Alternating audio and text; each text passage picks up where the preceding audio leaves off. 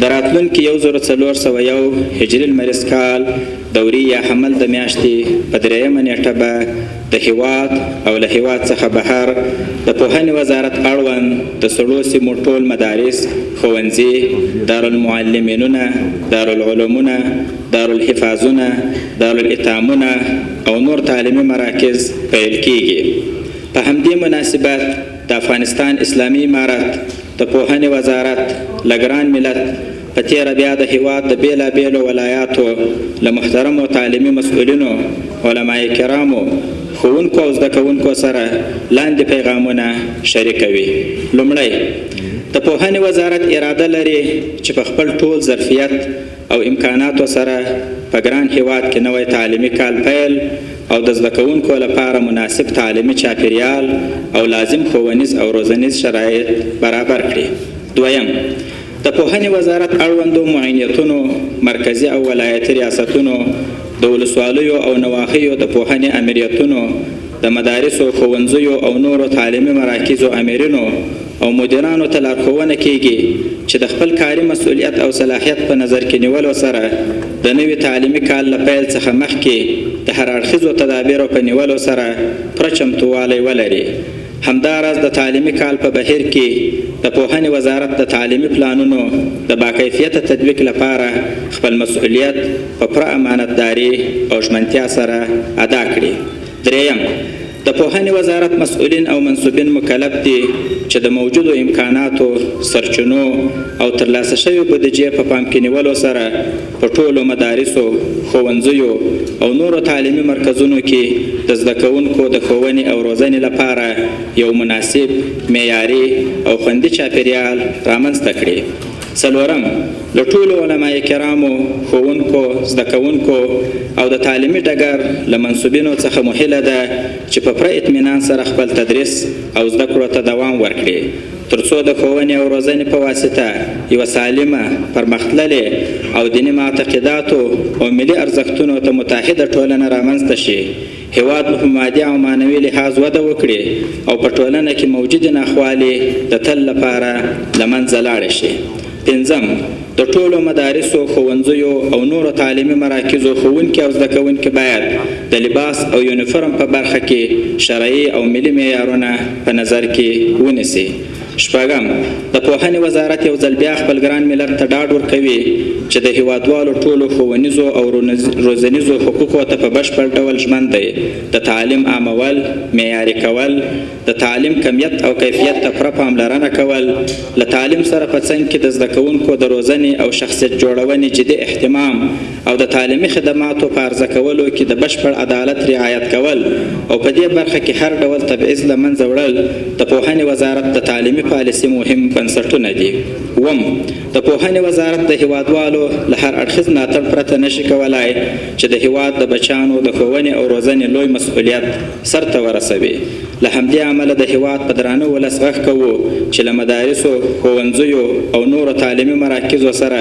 خپل بشپړ مادي او معنوي ملاتړ ونه سپموي، خپل اولادونه مدارسو، ښوونځیو او نورو تعلیمي مراکزو ته واستوي او اجازه ورنکړي چې جهل او ناپوهي د ګران هیواد راتلونکی بدمرغه کړي. لکه څنګه د دې هیواد دښمنانو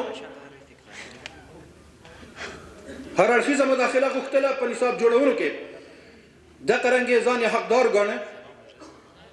طرق د تعلیم کې هم مداخله وکړي او تر دې نه زیات ماحول باندې دا کار کوي. تعلیمي ماحول هلته داسې باید یو څه تر نظر نسی چې شاګرد خپل دین ته وفادار پاتې شي،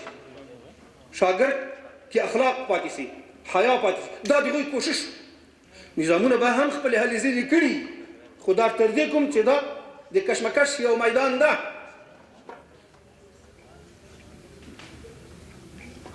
نو ډېر کارته هغه نظامونه په ډېرو موردو کې بیا پاتې راغلي. دا اوس کوم ضرورت ده چې شاګرد به خامخا هغه جامه په تن کوي کوم چې په غرب کې په تن کړی کېږي. دا د تعلیم دپاره کوم ضرورت ده چې نبي سنت باندې باید د شاګرد برابر نه یا استاد.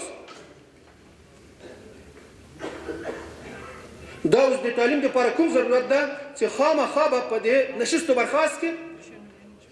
په دې تعلیمي اداره کې په دې تعلیمي تعامل کې د بل چا تقلید کوي دا ضرورت نشته دا د هغوی شوم هدفونه دي د دې تر شا الحمدلله اوس اسلامي نظام دلته واکمن ده که نور چا دغه ضرورت حس کولی شو که نه شو حس کولی اسلامي امارت اسلامي نظام په مقابله کې پاتې شوی ده اسلامي امارت مسؤلین له شر سره یې پوره تعلق ده د دغه تعلیم اهمیت تر بل چا نه ډېر ښه ورته معلوم ده اسلامي امارت په مقابله کې ده په دې معنا باندې چې مقابله بیا د عصري تعلیم خپلولو نه کېږي نو که څوک په میاشت کې څونه مزل کوي اسلامي امارت کوشش دا ده چې په هفته کې هغونه مزل وکړي دا یو ضرورت خو تعلیم باید معیاري وي تعلیم باید داسې وي چې موږ ارزښتونه پکې لاس ور نه کړو تعلیم باید داسې وي کوم چې د افغانانو په درد باندې ولګېږي نو که تعلیم د موږ معیاري ډاکټر بې باکفایته ده دا بیا د دې وطن سړی ده د سره د هیوادوالو د درد حس و احساس ده دی به خیانت نه کوي دی به درغلي نه کوي دی به جالکاري نه کوي دی به تقلب نه کوي دی به د انساني عاطفې له مخې نه له د مریض او مراجعینو سره تعامل کوي دی به ملي ګټو ته په شخصي ګټو باندې ترجیح ورکوي دی به د خپل هیواد ګټو ته په پردیو ګټو باندې ترجیح ورکوي نو که یو انجینر په معیاري تعلیم باندې روزلی شوی هم همدغه رنګې خبره ده او که یو ژورنالیست په معیاري تعلیم باندې روزلی شوی بیا به د پردیو او علل خصوص د یرغلګرو او اشغالګرو د لاس آله نه جوړېږي هغه به دروغو ته رښتیا او رښتیاو ته دروغ نه وایي هغه به دغه د ژورنالیستۍ تقدس ته په اهمیت باندې او تقدس باندې قائلي هغه به رښتیا ته رښتیا وایي دروغو ته به دروغ وایي 5 روپۍ په خاطر باندې به دا شپې نه ورځ او ورځ نه شپه نه جوړوي ترجمان به بیا هغه ترجماني کوي کوم چې دین ته په ګټه باندې ده کوم چې هیواد او نظام ته په ګټه باندې ده نه دا چې د یرغلګرو آله کار جوړېږي د هغه سترګې غوږونه او لاسونه او پښې جوړېږي او هغه سره په دې لاره کې د 2 روپیو خپلولو په خاطر باندې یا د معاش امتیازاتو په خاطر باندې د هیواد سره خیانت کوي نظام سره خیانت کوي د هیوادوالو له مستقبل سره خیانت کوي د تاریخي ملي او مذهبي افتخاراتو سره خیانت کوي دغرنګې څارنوال او قاضي که چېرته فارغېږي نو هغه سره به تدین وي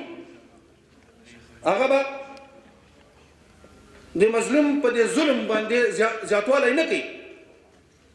هغه به حق فیصلې کوي هغه به حق لاره باندې تکي او د مؤمن خاصیت دا ده چې له یوې سولې نه 2 ځل باید ونیچلی شي دا د نبي پاک صلی الله علیه وسلم فرموده ده افغانان یو وارې له دغې لارې نه چیچلی شوي دي په دې معنا باندې چې د وخت واکمن نظام تعلیم و تربیه ته نصاب ته تعلیمي ماحول ته مفرداتو ته دغه نصاب توجه نه کړي د نه توجهي په وجه باندې هغه ناخوالو سره د هیواد مخسه کوم چې تر اوسه پورې هم افغانان له وجه نه کړي روسانو خو که چېرته مداخله وکوله خو په نصاب کې وکوله ډېر سپین ږیري دلته ناست هغه زمان به د تعلیم او تربیه سره تعلق و زه هم د تعلیم او تربیه سره تعلق د یو شاګرد په توګه باندې خو دا مسایل ما درک کوی وزارت د 2 میاشتو مسلسل کار نه وروسته یوه طرحه ترتیب کړه دغه طرحه کومه مغلقه او پیچلې طرحه نه وه بلکې په مجموع کې په 4 ټکیو راګرځېدله هغه دا ده چې د نجونو او د هلکانو مکاتب به سره بیل یې که د تعمیراتو د کمبود یا اقتصادي محدودیتونو له امله د هغوی د مکاتبو بیلوالی ممکن نه و د دوی درسي وختونه به سره بیل یې مثال سهار نجونې ماسپښین هلکان یا ماسپښین نجونې سهار هلکان درېیمه ماده دا وه چې ښځینه ښوونکي او زده کوونکي چې کله مکاتبو ته راځي د پوره حجاب رعایت به کوي او 4مه ماده دا وه چې ښځینه زده کوونکو ته به د ښځینه استادانو له طرفه درس ورکول کیږي دا طرحه د اسلامي امارت له مقام رهبري سره شریکه سوله پرون ورځ د دې طرحې په باره کې لاندې حکم د اسلامي امارت د مشرتابه له دفتر څخه راغی ټولو هغو اناسیه مکاتبو او لیسو ته چې له شپږم صنف څخه پورته دي خبر ورکوو چې خپل درسونه تر امر ثاني پورې معطل کړي. هر کله چې په دې اړه له شریعت او افغاني دود او کلتور سره سمه جامعه طرحه جوړه او د اسلامي امارت د مشرتابه حکم وشو بیا به یادو ښځینه مکاتبو او لیسو ته رسما اطلاع ورکول سي.